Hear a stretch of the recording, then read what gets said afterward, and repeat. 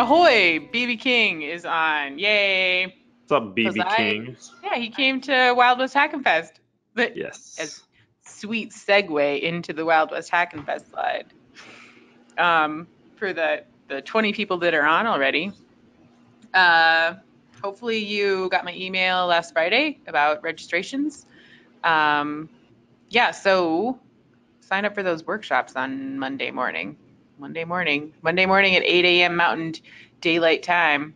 Be ready to go back into your ticket registration and sign up for a workshop. Are you guys excited about Wild West Hackenfest? Oh yeah, totally. Yeah, we want Wild West Hackenfest to be a place where everybody feels like they can give new things a try. Labs, speaking, playing CTFs, doing escape rooms. We're hoping to build an escape room, so that's going to be pretty cool. That sounds awesome. Yeah. And we have Deviant and Jonathan Ham are building, or they're going to do their lockpicking It's like a shoot dueling off, right? guns. It's like a Yeah. duel. Yeah, we really wanted to do it last year, and by the time we got all the pieces in, it was like kind of too late to fit it together. But this year we have it. So yeah, it's a duel, like lockpick apart the bullets for the Nerf gun, Nice. and then you shoot the other person first, and you win and go to the next level.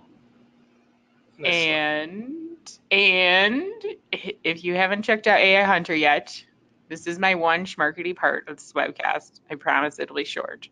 But Active Countermeasures is our sister company, and we built AI Hunter.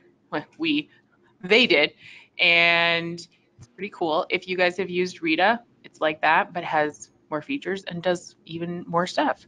So check it out. You can see a quick demo on activecountermeasures.com, and you can schedule a live demo if you would like to see that there. Ooh, Ethan Robish is on. Hello, Ethan. And Ethan actually helped build AI Hunter, among other many awesome things.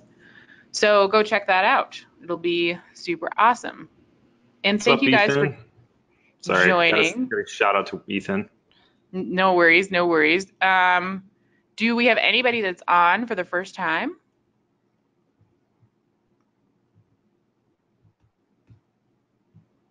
Yeah, first. Ooh, Neil is on for the first time. Yay! Sorry if you're disappointed with and this. Brian. Shut up, Beau. Shut up. That's awesome. Thanks for joining for the first time. We hope you have a good time and tell all your Don't have friends. too high hopes. If you're here for the first time, you must present. Ha, ha. Yes. Surprise. And are these sessions recorded? Yes, that's a good thing to talk about. They are recorded, and we do post them on our website. We do some things with them and then post them hopefully early next week, and with the slides. And also the audio will be in a podcast version. If you want to download that, Happy Patch Tuesday. Yay. Hello. So we will do a drawing for a t-shirt, some dice. And so stay tuned. We'll do that drawing at the end when they're all done. And if you have questions, go ahead and type them into the questions, and I'll ask them when they come to a good break. Okay, yeah, so our webcast for today is called Highly Caffeinated InfoSec, Ways to Learn More, Network, and Wake Up Your Inner Hacker. The other day, so Sierra kind of schedules these out pretty far in advance for us. We do kind of a bad job of preparing a lot of times for these webcasts when they happen. What, not you guys? Yeah, no, never us. We'll talk about that too as part of this presentation, but we were talking about what we're actually going to talk about today last week. And Mike and I were just chatting, and we were going over a few different technical subjects. We've been working on a podcast called CoinSec Weekly, where we're basically talking about cryptocurrency security. And so we were kind of trying to go down the path of doing that. And then we're like, well, we did kind of a cryptocurrency one the last time we did a webcast. And I don't know, we just kind of started talking about like other ideas and maybe not doing a technical webcast this time around. And something that we thought might actually be really useful. It's something that we get asked a lot. Oftentimes, like when we're at conferences or if we're working a booth, you know, a lot of times we get asked by people who are new to security, even people who've been in security for a long time. What are some things that we do that helped us to kind of get where we are? What are some things that they should be doing? How do you get into InfoSec? And I think this webcast will kind of cover a lot of that. Mike, is there anything you wanted to kind of add to the kind of overview of this? No, I think that's good. I mean, we both kind of have been down this route, and now that I've moved to Arizona, I'm kind of picking that back up. So it was kind of fresh on our minds. So other than that. Yeah, and starting groups too is one of the things we're going to talk about in this. And like, so Mike, he kind of betrayed me a little bit. He moved away, and we can't be like, you know, super close, like hang out at the same meetups anymore. And we lived like right next to each other practically. Like literally next to each other, yeah. And so anyways, he moved out there and had to kind of rebuild a new set of friends and family out there. My whole life. Sad. So let's just kind of, I guess, talk about us for a minute. Sure. We both work at Black Hills Information Security. Mike, you can go ahead and give your own thing. I'm not going to talk about you. So I was with OWASP Orlando and B-Sides Orlando. Shout out to my B-Sides crew. I know some of them are on. I see them on here. Specifically, I see Ian. I don't know who else is on here, but Ian. So that was like my community out there. And now I'm no more. So I'm not really sure if I can claim that I help with B-Sides, unless I do help with B-Sides remotely. And then I fly out there, which is probably something that Sierra and I will have an offline conversation about later next year. And then also I have started a meetup here locally in Arizona called EVSec for East Valley Security, another CitySec meetup. That's pretty much it.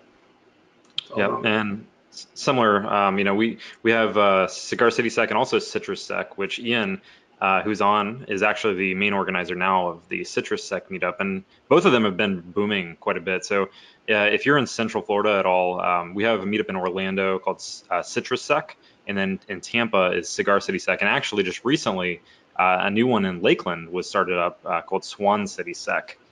So we have, like I was saying before we actually started this webcast, that we actually have like 3 different meetups in Central Florida now, and they happen on the 2nd, 3rd, and 4th Wednesday of every month. So there's a lot of networking that can happen if you live in Central Florida or around here. We also do a show called CoinSec Podcast. It's a show about cryptocurrency security, and we I've been a little quarterly. Yeah, it's just been quarterly lately for sure. And I feel bad about that. I feel really bad about that. You should. But so Tradecraft Security Weekly is something that we are going to try to do more of. Sorry about the delays in that one. All right, so kind of a brief overview of this entire thing. We're going to talk about networking with others and kind of building your community around you and information security and meeting people. And then we're going to talk about how to go about presenting your content in multiple ways, not just at a conference, but you know, other methods as well. We're going to talk about information sources, how you can like quickly obtain a lot of information quickly. How you can take in and not waste time in getting the newest information out there. We're also going to talk about some hacking challenges, and then we will conclude it with a few notes. Yeah. And we're also going to make it like a dialogue, I think. We're probably just going to talk a lot of this, probably just because it's kind of relevant to conversational rather than like a presentation. For sure. So this is a picture from, we did a kind of joint meetup between our 2 groups here in Central Florida. And this was one of the occasions where we had a really great turnout of a lot of security professionals. Actually, Ian's in this picture. Mike's there. I'm there. My wife is there. Yeah, your wife's there. Lots of this was an awesome time, and we wanted to make a point that joining a meetup is such a huge way to meet with others. I mean, Mike, I know you just started a new one, right? Yeah. So here, So when I first left Florida, like I was a major part of my life was the community there, that aspect. In fact, if you remember, we were going to Cigar City Sec for a while, and then one day I was like, hey, so I might be looking for a job. So I might be looking to move on in my career. And that was when I told you that at a meetup. We were drinking, we were having a beer, we were in the back. I told him that, and then Monday I got a call from John. But it was really cool how just living life with each other in a community like this and just hanging out and developing relationships has led into me being here. So that's like a good example of why. I mean, this place is amazing, and I wouldn't have been able to be here without attending a meetup. And it wasn't intentional; it was just kind of organic. And I think that's the beauty behind it. It's like vendor free. Yeah, that's a huge kind of staple of the CitySec meetup. So CitySec is kind of like an idea where you have these hosted meetups where there's no schedule, there's no vendors that are there trying to sell you something. It's strictly just go hang out with some peers and talk about security, talk about InfoSec. And whenever I first started looking at having a meetup in Central Florida like this, there was one in Orlando called it was Central Florida Cities, or is Central Florida InfoSec. No, it was before CitrusSec actually. Yeah, so before CitrusSec was CitrusSec, it was Central Florida InfoSec group, and that one was basically every week or month or so we tried to do a presentation, and it ended up just like the hosts being the ones doing the same presentation every month, with like running out of content. And so we learned about CitySec and learned like, okay, well, maybe we should just be hanging out and actually talking about the problems that we have at the current places we're working. What are some things we're working on? What are some new projects? You don't need technical talks to learn something new. You can communicate with others and interact to get a better understanding about something. Yep. And if there's not one in your local area, just create one. I mean, that's really ultimately what I did when I was looking out here to see what community I could be a part of out here. I knew there was some organized ones like the OWASP and the DEF CON groups and some of the ACTIA groups. But I was looking for something informal, like a CitySec environment like that, and there really wasn't anything that I've seen, at least, and I didn't know anybody. I knew Eddie, who I think is in here. Eddie Clark's awesome, and a few other people, but didn't know anybody. So I kind of just bought a meetup account, created a meetup, found a place for beer. Actually, Eddie gave me the recommendation, and then we had like 20 people show up at the first one. And it was only like a 4 or 5 day heads up. So it was really cool, and didn't take really no effort. Yeah, that's a huge turnout. That's awesome. So we talked a little bit about kind of catering this towards people who are new to InfoSec too. So we kind of wanted to include some items for collegiate or high school students as well. So I don't know if anyone is in college currently or a high school student listening to this, but if you are and you are not aware that many colleges actually have InfoSec hacking groups, they do. And most of them from like, I know, for example, like Hack UCF, like they do weekly presentations, right? Some sort of topic, and they also perform in the Collegiate Cyber Defense competition together. So, if you're wanting to learn more about information security, there's no way to jump right into it head first than joining like an InfoSec or hacking group at college.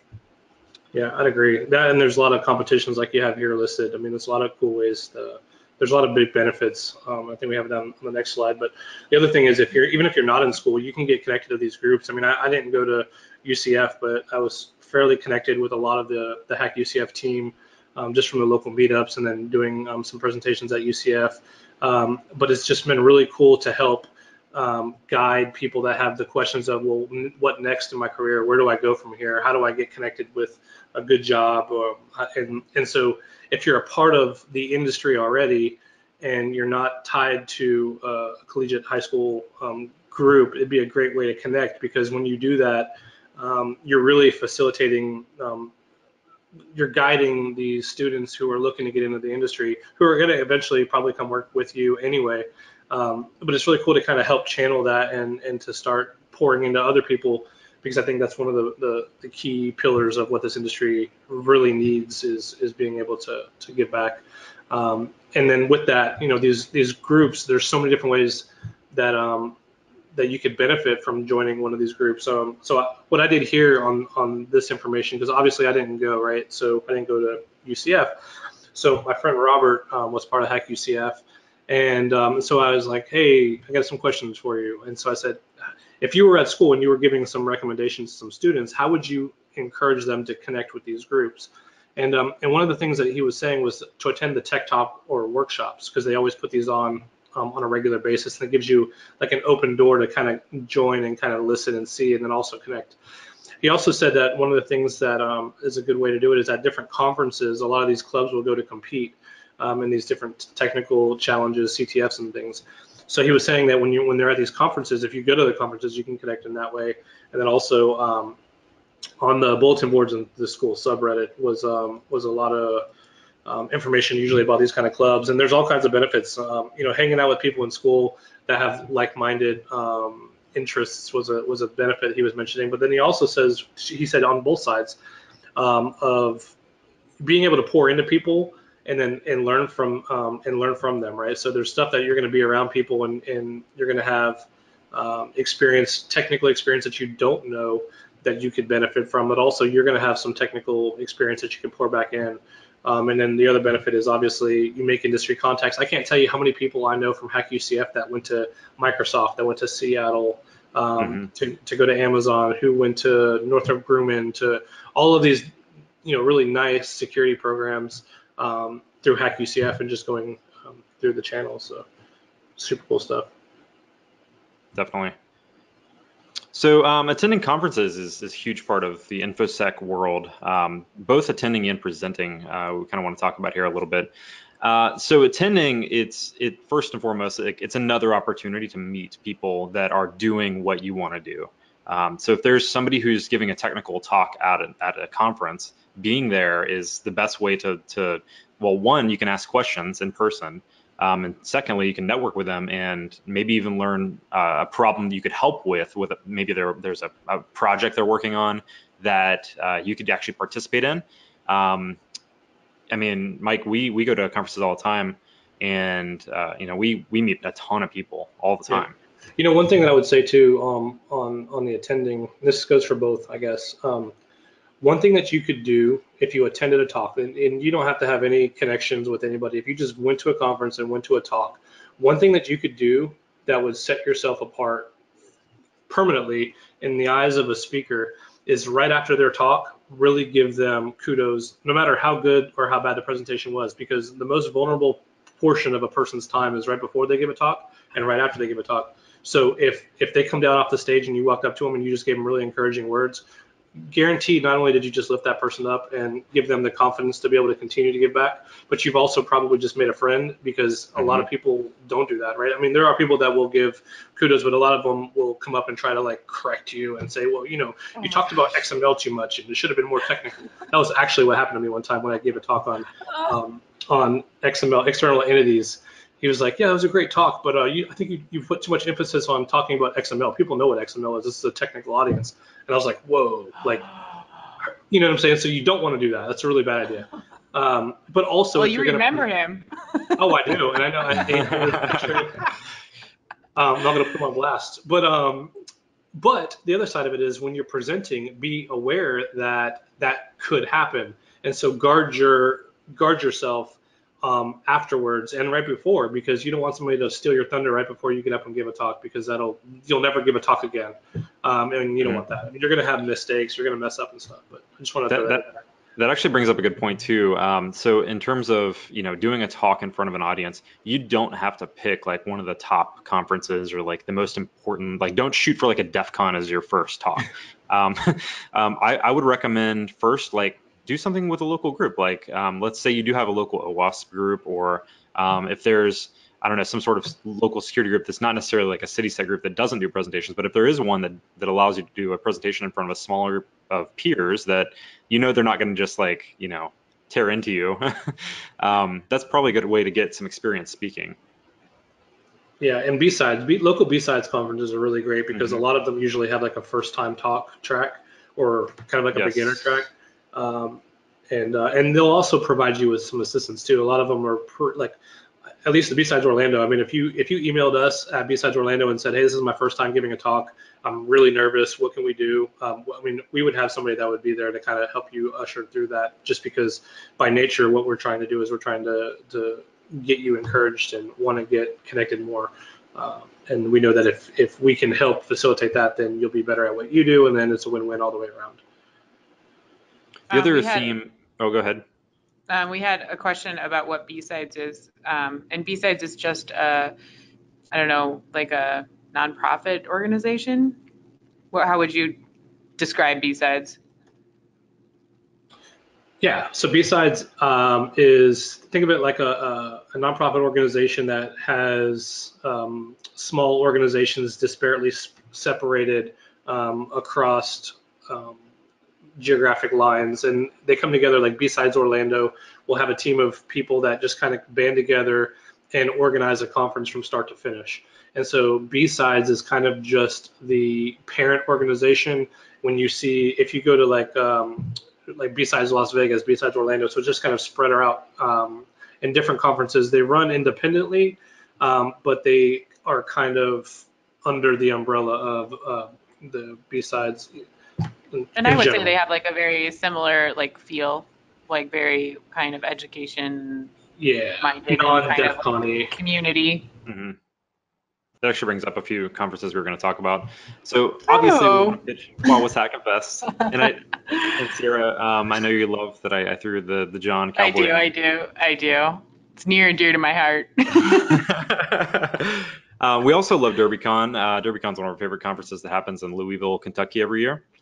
DEF CON obviously is one of the big ones that most people know about. And then we kind of already talked about B-Sides events. The thing that I would like to note, though, is that usually B-Sides events are either free or really cheap.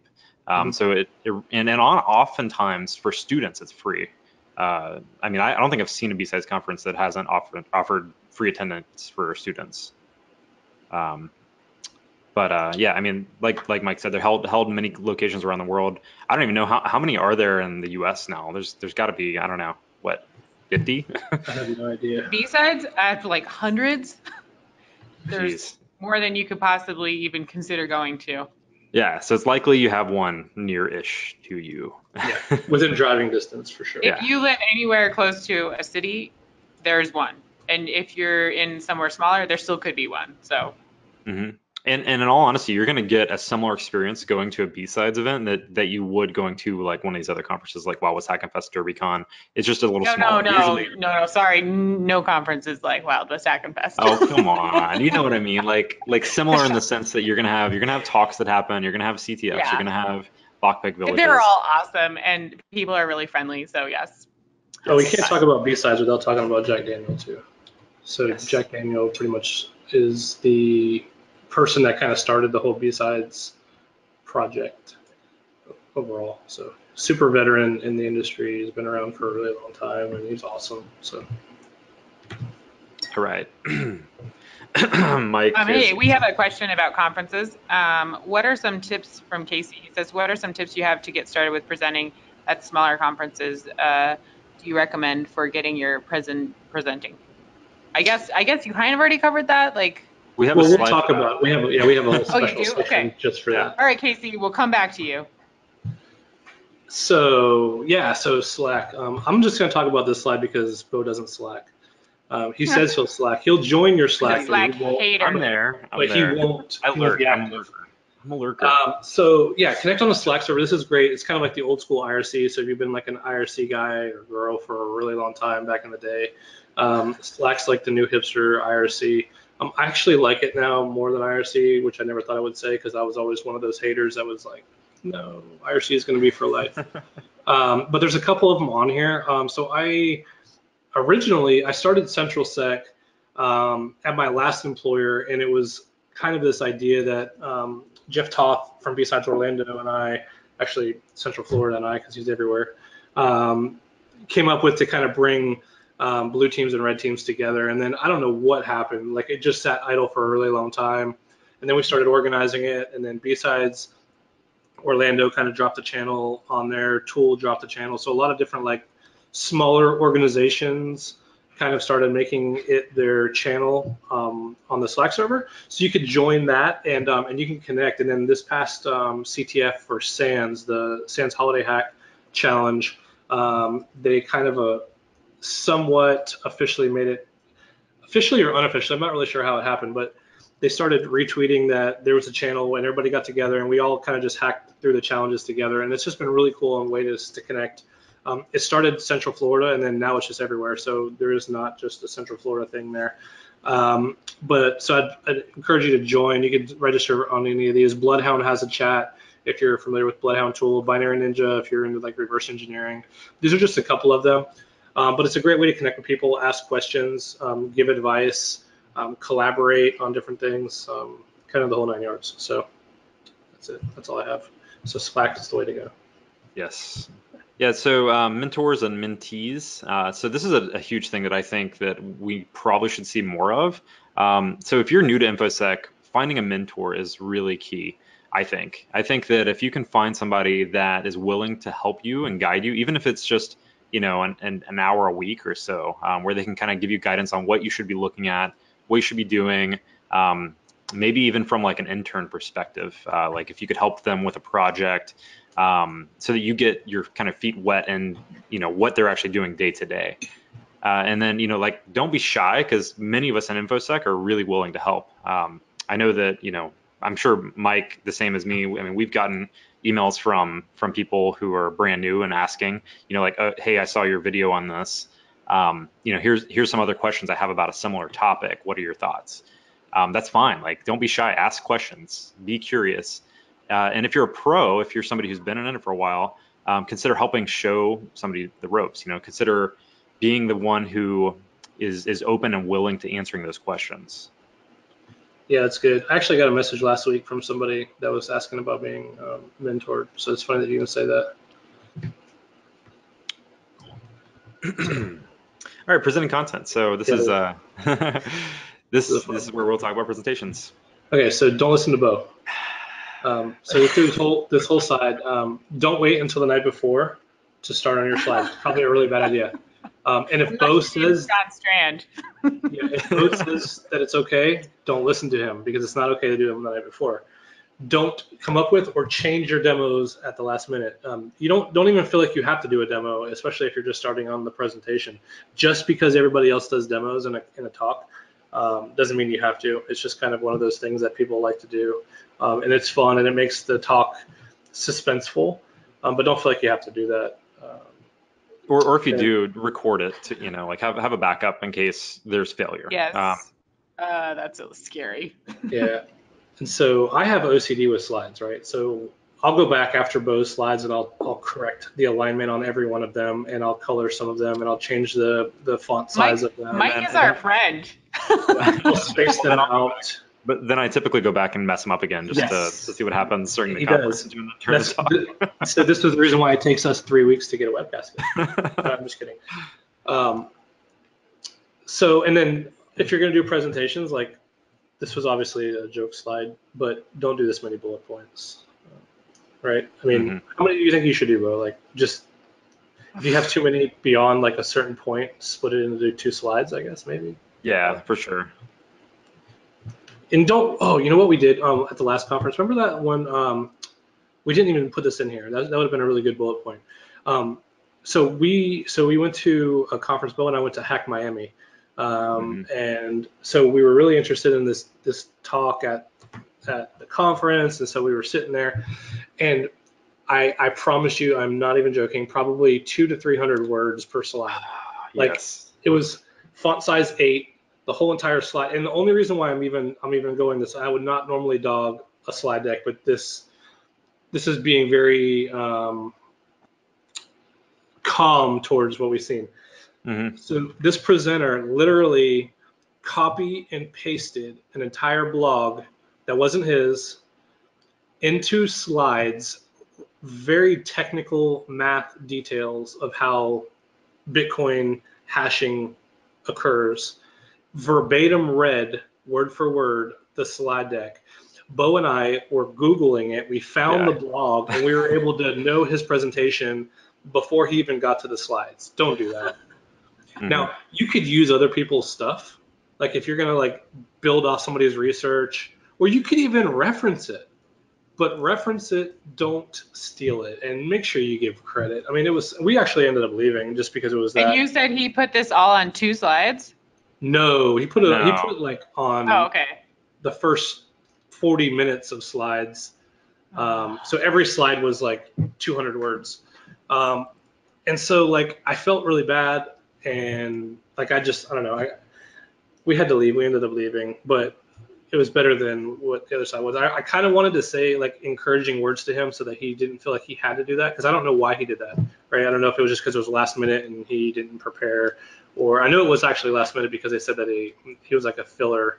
But if you don't know the content, that's okay, I guess, in some portions of it. But just like if you ask me a question that I don't know, I'm just gonna be like, I don't know. I have to Google that. I have to look that up or follow back up with that. But so anyway, don't do that. So I work backwards, right? So I look at it. I don't know if this is how people do it. I don't know how you do it, Bo. No, this is exactly how I do it. I mean, so the outline first is always huge for me. Like, I mean, so whenever you're going to do a talk anywhere, you have to give them an abstract of sorts usually, which you generally is just like a paragraph, right? Some conferences actually make you send like an actual outline of the talk, meaning like bullet points of the points you're going to make during your talk. So I typically do that anyway, is just make the outline and like the bullet point list, and that ends up generally being the slides, right? Like each title slide for the most part.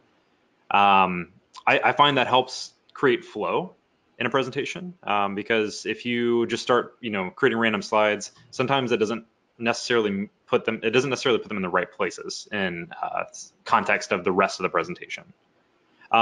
The most important thing is memes first, content last. Add your memes. Agreed. And then change them if it matches the content. Yes. It needs to match the content. Yeah, that's pretty much what I do. And we try to average like a slide per minute. And if you have 45 minutes, then you should be shooting for less than 45 for sure. But a lot of times slides they'll just be like a placeholder, and you're going to go into a new section to kind of separate it. So you can't really always count those, and then leave room for any mishaps or questions or whatever. So you have time. Sorry, Ian has a very important question. He says, how dank should the meme be? Dank or dankest? It should be like the dankest of danks. I mean, you don't want to be too dank up front, though. You want to bring the dankest at the right time. Like subtlety. Yeah. I don't know. This is the funnest part, like finding, and we'll pace them back and forth. I mean, I don't know. There's only so many cool coffee memes that you could come up with, but we found quite a few coffee memes. I know you did. They're pretty funny. Yeah. Okay, so this one I think is really important to anyone in honestly any technical role. Like, it doesn't have to necessarily be just InfoSec, but I mean, if you're a sysadmin, network admin, start a blog. It helps you learn how to write creatively, and for the InfoSec side, we as pen testers write a lot of reports. Like, it's not all just glorious hacking of systems and stuff. Like, we spend the majority of our time writing, and having that skill to actually write a report in a concise manner that gets your point across quickly, and is also an interesting read. That's not just person or tester ran nmap, and like that was like a sentence basically. Like you have to like have some creativity there. The other thing is it helps reinforce whatever topic that you are wanting to share. Being able to go into more detail enough to describe something to a point that somebody who's never seen it before can understand it is going to help you understand it better. And it's a theme that kind of goes across all the different information sharing topics, like doing a presentation, blogging. We're going to talk about podcasting in a little bit, video sharing, like all those things. Kind of, it helps you really reinforce what it is that you are doing. One big point that I always want to make with people is that the topic that you're sharing doesn't have to be groundbreaking. Amen. Yeah, like any little thing. Like, actually, you preach that a lot, don't you, Sierra? Like anything. I do. Because there's often a lot of imposter syndrome where people are like, but that's already been written about 50 million times. And I'm like, but that doesn't matter. Or like people don't want to give a webcast because, Mhm. well, everybody's already said it better than I can. No, because you have your own style. Like yes, it's been said, but that doesn't matter. It can be said again. Are we still working in InfoSec? Then it can be said again. That's true. Exactly. That is true. Yes, so freshening up older post is another thing. Like if there's like let's say you're using somebody's post to accomplish a goal. Let's say that you wanted to do password cracking, and you Google search for how to crack passwords, and you found a post telling you exactly how to do it, and you went through the process yourself and then learned something new along the way. You can freshen up that post a little bit by adding a little bit of content. Like it doesn't have to be groundbreaking and like like the guide on how to crack passwords, but it could just Right. be as small as like here's a new technique, or here's some subtle thing that's different that honestly, like that stuff shows up in Google searches, like the smaller things, because people tend to search for very specific stuff. Well, and um, the thing we've learned is that like if it's something that we're wanting to know about, if it's something we're trying to learn ourselves, it's a great blog post because if we're wanting to learn that, there's someone else that it wants to learn it too. yeah, that's kind of a staple of like what we do here at Black Hills for the most part. I think it's a very important part of our company is that we don't really keep a lot of information kept secret, like in terms of things that we find on pen test, new things that we kind of come up with. And I really love that about this company is that everything that we think's interesting, we try to like share with the community and develop more and more. And I think Sierra definitely approves of that. Yeah, the other side of it um, is too. I think you could find like other people's work and then find a twist on how to incorporate that into something else. I mean, I can't tell you how many times I've found a new vulnerability in some process of technology that was actually rooted in somebody else's research. I just found a way to twist it and reapply it in another sense, and just built off that. mhm. Right. And being able to write up your blog post on that is super beneficial because now you have a whole new topic to talk about, even though it kind of originated from some research that you read on somebody else's blog. Hmm. And always give credit where credit's due. If you did, happen to use somebody else's post for something, make sure you give them credit. When it comes to developing a new blog, I mean, there's a lot of different options out there, right? I mean, I think the cool new thing to do is start a Medium blog. I think that's what the cool Yeah. kids are doing, right? Medium. Um, but there's a lot of options there. You could start a WordPress blog. Oh God, I'm gonna duck while the InfoSec people like throw stuff. Um, Hey, we have a WordPress blog, and we do a lot of things. So, well, mhm. Guest blogging is huge though. Like that's another thing. Like if you guest have some blogging. information to share, like we do, we've had how many guest bloggers, Sierra? We've had a few, not as many as I would like. So if you want to guest blog, email me, See, exactly. So if you want to have your post please, posted on please. Black Hills blog, The email problem with the Sierra. This blog, is like is if you try to do it consistently, is it definitely is a beast that needs to be fed all the time. So, um, like for us, we're always looking for guest blogs and more. But it's good. awesome. Tutorial videos. So this kind of goes down the Hey, we path have of a couple of oh, questions about blogging. Sorry. yes. Do you have any? Do you recommend using your own name, or how do you feel about that? Yeah, I totally do. I think that it's very important to get your name out there. I mean, it's not, I mean, so like you're developing a resume, right? Like you're building your brand, and if you are sharing things under your own name, you can point to that in a resume that you give to somebody in person and show, hey, here's a bunch of things that I wrote. It also helps kind of build your kind of you know uh, your awareness between members of the community too. Like if you're writing stuff and people are using your post to do something, and then they see you at a conference and they know you by name now. I don't know. What are your thoughts, Mike? So I think it's great to do, and I think I talk about it a little bit later. But one of the things that I would say is, while it does make your resume, it is important for your resume. It's important for you to solidify these technical concepts. So as you're learning or researching, if you blog about it, you're going to solidify it in your mind, right? So that's a huge benefit. And so using your name in that and tying it back to you is pretty good. If you're stealing content, it's a really bad thing because it could be a career killer. Mm-hmm.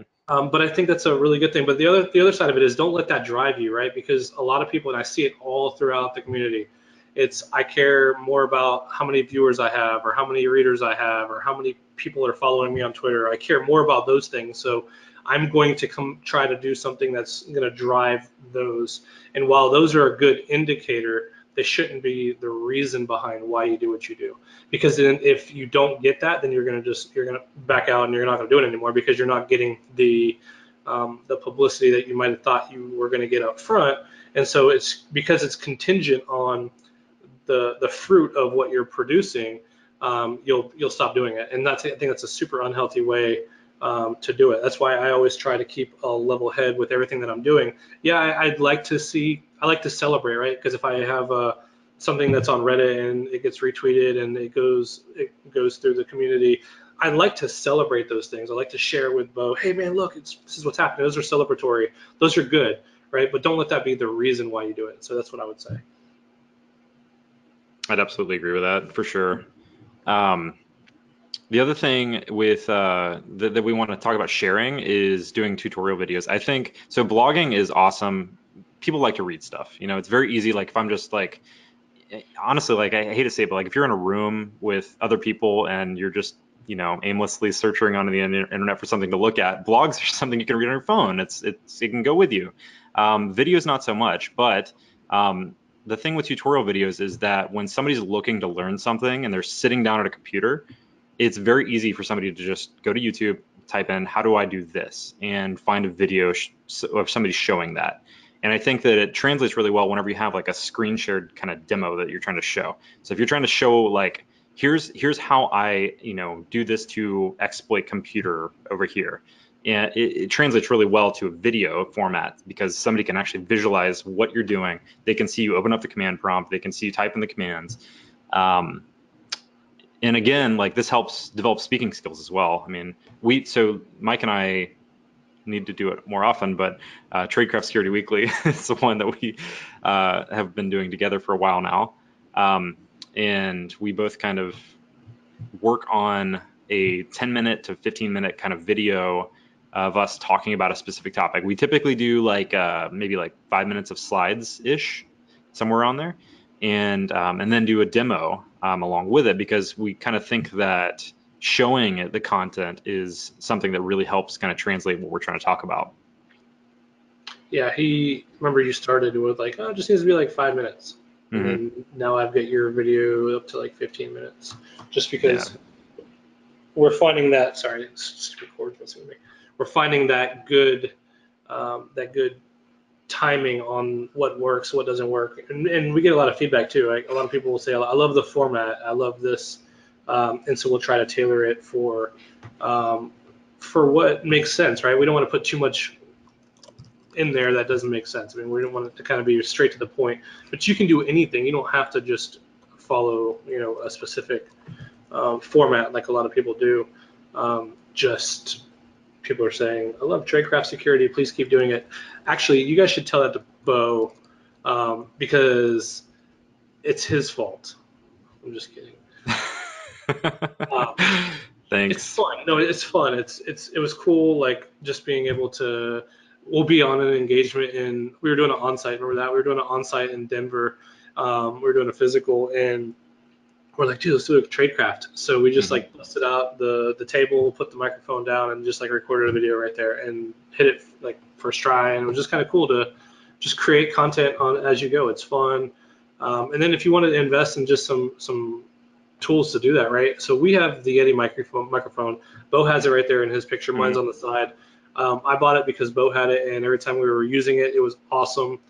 And so I love it. It's only like $129 on Amazon. And it's like omnidirectional, it's directional, it does all the cool professional stuff. And then I have a cheap Logitech camera. It was less than $50. I think they have a couple that are 50. They have some that are like 30. But you could do that, and really that's all you need. to get started, and then a topic. And the cool thing with that is you could use like some of the open source tools. I saw a question earlier that was in here about what software. You could take that one because I think you know better because we use your machine when we record. The tools to record the videos? Yeah, like what open source is out there because nobody wants to buy expensive software for this. Yeah, so the one that we were using for a little bit there was the one that all the Twitch streamers use. I'm trying to remember the name of it. It's Twitch streamers. Sorry, I can't. I don't know. I'll have to think about that one. I don't remember what the name of the open source one was, but honestly, the majority of the time now we're just using GoToWebinar or GoToMeeting for the most part because we can kind of, I don't know, like it's really easy to set up. You don't have to worry about like having like a new meeting link every time. Like GoToMeeting now gives you like its own little custom ID that you can make, so you can make like the same meeting for every single time you have a meeting. But yeah, no, I ended up using a paid for software on the Mac, which was, again, geez, this shows this is a great example of how long it's been since I've done a Tradecraft episode. So moving on. Open broadcast software. Somebody said it was OBS. Yeah, that's OBS. it. Yep. Yeah, that's it. That was the open source one. Yep. Speaking of open source. Yeah, great way to contribute. Yes. I mean, I've heard this multiple times from people who are about to look at somebody's resume. They like to see that somebody has something they can go look at in terms of coding for the most part, especially in like InfoSec world, right? So starting a GitHub account or Bitbucket repo where you can actually upload your own code that you've written, even if it's small stuff, if you're just writing like shell scripts and just writing something that helps you get something done faster, having a repo of what you've accomplished is something that you can share. And the other bigger thing is that you can contribute to projects that are already out there. So things like, Metasploit, PowerShell Empire is another huge one. You can go contribute to that and submit pull requests. Like for example, with both those, you can write modules for anything. So if you had like a brand new module for password spraying some random service or something, you could probably write a module for that and submit it as a PR. And then again, like add a link to it to your resume. Both Mike and I have GitHub accounts and have a few different pieces of open source tools that we've put out there. Cred Sniper needs some modules done. Great way to contribute. Awesome. Yeah. Submit some modules to Mike's Cred Sniper. Yeah, that'd be nice. Like I've gotten like 3 questions in the last week or so from, hey, do you have this module? Do you have this module? And I'm like, no. And then I had a guy send me a message on Twitter saying that he did one for GitHub. So I'd love to kind of see some of those pull requests. That'd be great. Nice. Start a podcast. So Mike and I have the CoinSec podcast, which we started. We kind of like podcasts are making a comeback. I've seen a lot of people starting podcasts recently. And I think it's because a lot of people really enjoy listening to content while they're on a commute. If they're working at a gym and they're running on a treadmill for an hour, they've got time to consume something audibly, and audio is a really good format for that. I mean, I guess if you don't want to listen to an audiobook, you could be listening to brand new content by the hour every single week, of something.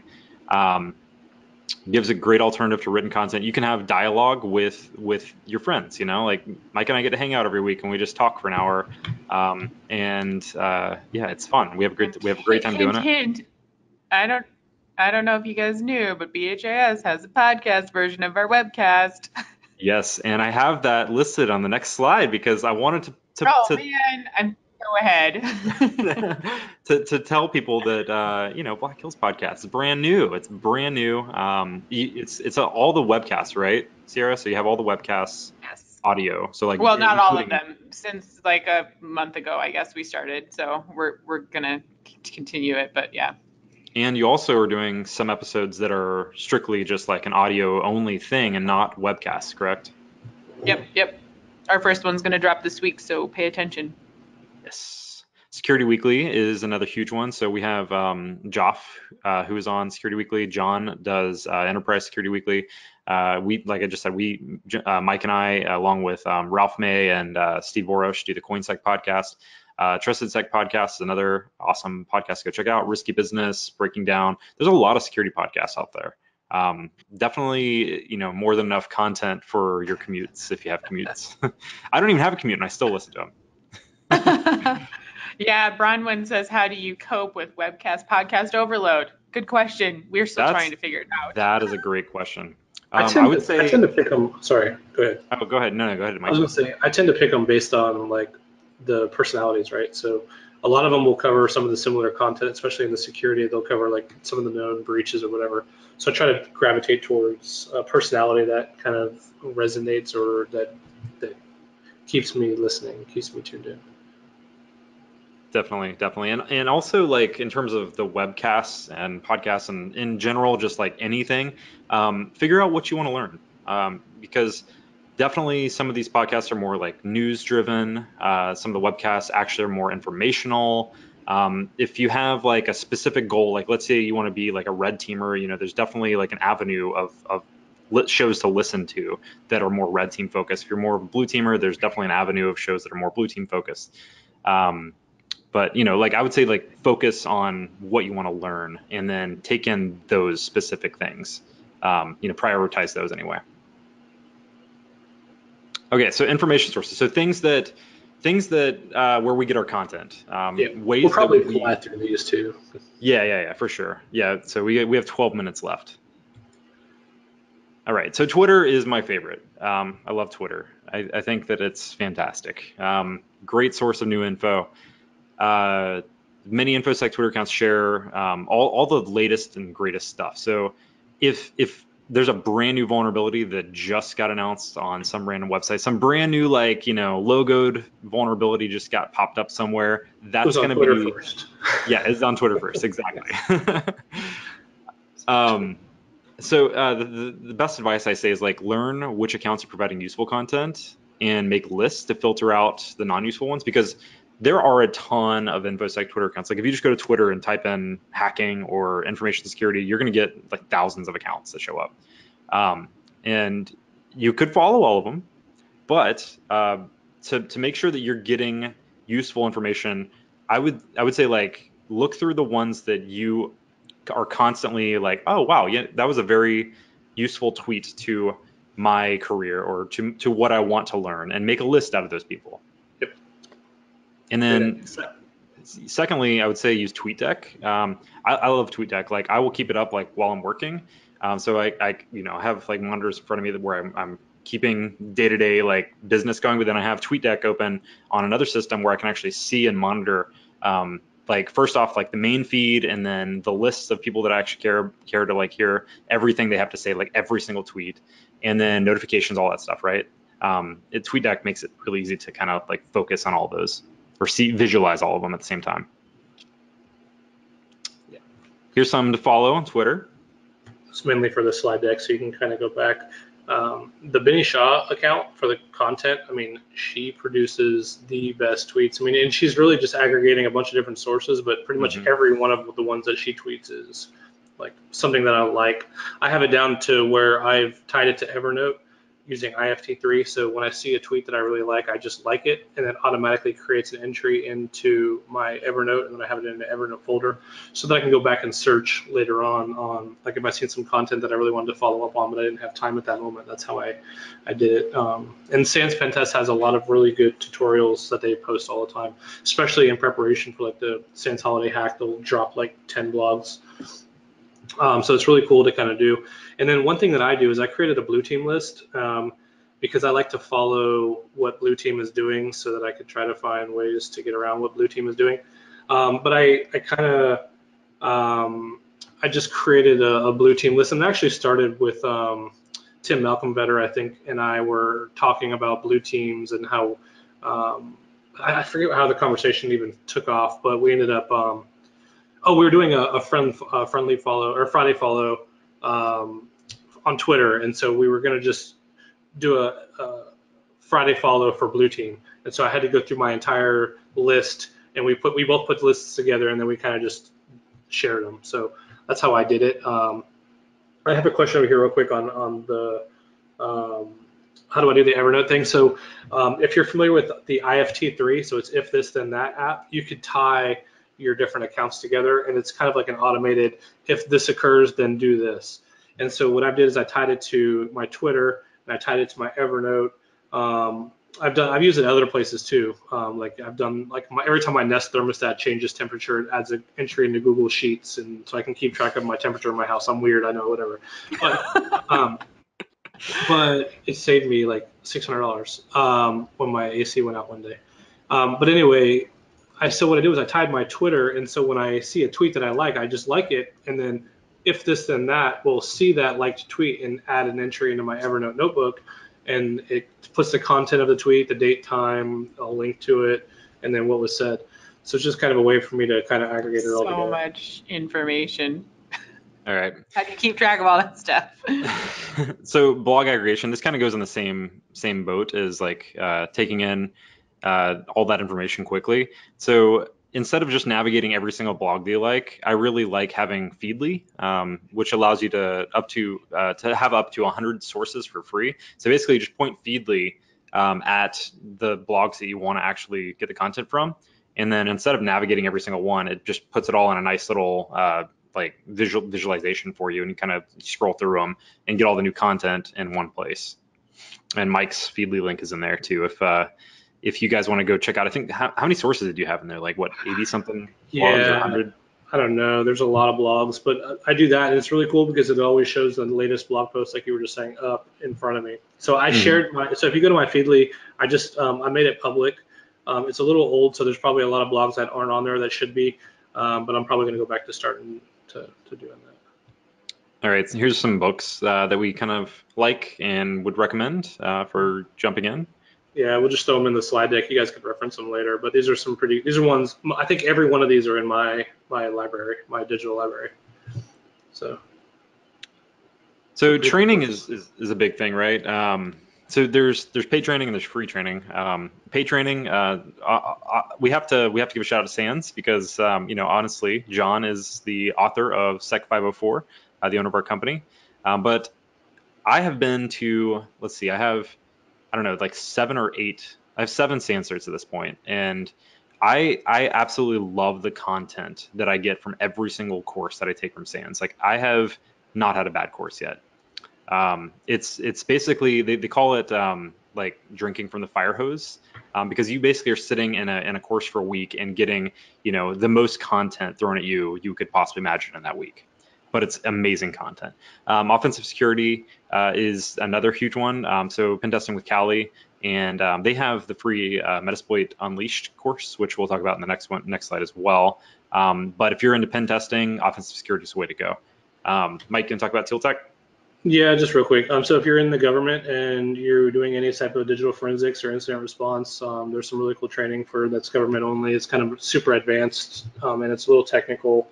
But they've got some pretty cool stuff for doing like JTAG, chip off, and system programming. And then I teach the Python for forensics class, which is kind of cool. But that's all right. Free training. There's a ton of resources out there to get free educational training in almost anything, really. I mean, so Microsoft has Virtual Academy. I'd recommend this network fundamentals course if you've never touched a network device or don't know anything about networking at all and you're just getting into it. That's a good course. Code Academy has all kinds of different command line courses and coding courses. Udacity has the same thing. Metasploit Unleashed is great for just running through some basic how to use Metasploit. And then Mike, OpenSecurityTraining.info. Man, I've done probably 8 courses on there, and they have everything from beginner to advanced. I mean, everything from Windows exploitation to Linux exploitation, memory corruption. They talk about like life of binaries is a good one that I did, where they talk about just the life cycle of binary files kind of across the board. They have reverse engineering malware. They have labs. They also have the slide decks, and everything's open source, right? So that the whole idea behind it is these are open source lab trainings. It's like 5-day courses. They have all like high quality 1080p YouTube videos of the presentations. The majority of them are from MITRE, so you could expect some really awesome content from MITRE. Build a home lab is another huge thing. Being able to, actually hack around with operating systems without breaking them is very important. Or with breaking them, but not breaking your own system is what I mean. So, like, you could just hack around on your own host OS and then end up, bricking it and then having a really bad day. Or you could just virtualize all these different operating systems for free and then go about breaking them and not worry about killing your base workstation. And the other thing is with building a home lab, there's a ton of vulnerable VMs out there. So there's like Metasploitable is one of the more popular ones for learning how to use Metasploit. And then vulnhub.com has a ton of vulnerable virtual machines that people have built that are purposefully vulnerable that you can go ahead and hack away at. And make sure to check out Jeff McJunkin's presentation on building home lab. I got the link there to his PDF. These slides will be posted later, right? Right, yes. Sierra? Yes, they will. And it's all recorded, so we'll be putting it out and with the slides. Okay, awesome. We'll just go through these. Most people know these ones. We'll just kind of jump through these. So capture the flag. There's lots of capture the flags that are going. You can go to ctftime.org and kind of see all the latest capture the flags that are running. They'll give you can add them to your calendar and be alerted of them. We personally, I think Beau and I met on the Sans Holiday Hack Challenge. Yeah, we did. And so we just so happen to be living in the same city and solving the same challenge, and we took it to where it is now. So it's pretty cool stuff. There's some awesome things to get involved with. Bug bounties are a great way. So there's, HackerOne and BugCrowd where you can go hack real live production systems, but make sure you stay in scope. You get paid to do it.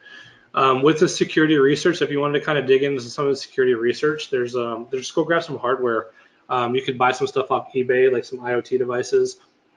And then these are all cool, like little hardware components that you could buy to interact with, like Bluetooth or Zigbee, like the wireless communications that some of these IoT devices make.